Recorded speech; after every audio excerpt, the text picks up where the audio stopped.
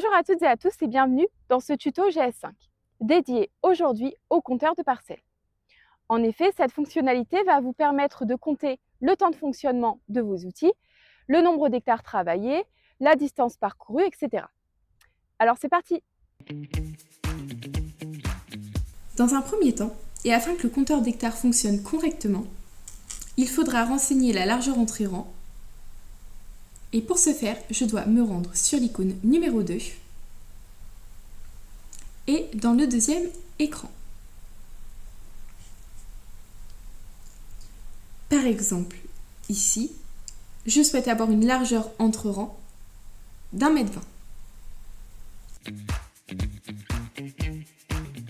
Une fois la largeur de rang renseignée, vous devez vous rendre dans la 4e fenêtre. En première information, je vais avoir mon numéro de page de 1 jusqu'à 10 qui correspond au numéro de parcelle. Vous pouvez utiliser les flèches pour passer d'un compteur à un autre.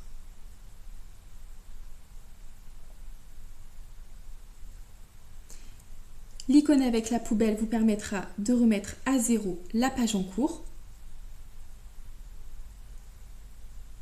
Et nous allons nous intéresser désormais à ces informations.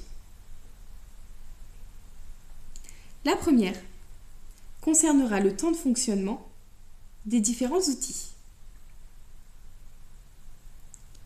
Le premier concernera le compteur du secouage, puis le compteur du convoyeur transversal et le compteur de la soufflerie. Puis, nous retrouverons la distance parcourue en kilomètres de ces trois outils, mais aussi le nombre d'hectares effectués de ces trois outils.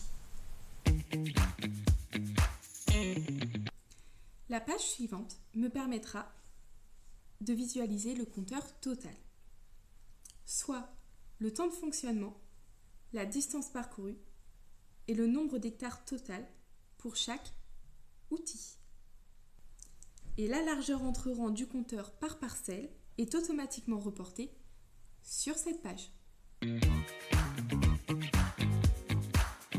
Vous pouvez enregistrer toutes ces données en insérant une clé USB derrière l'écran et en téléchargeant sur votre ordinateur un tableau.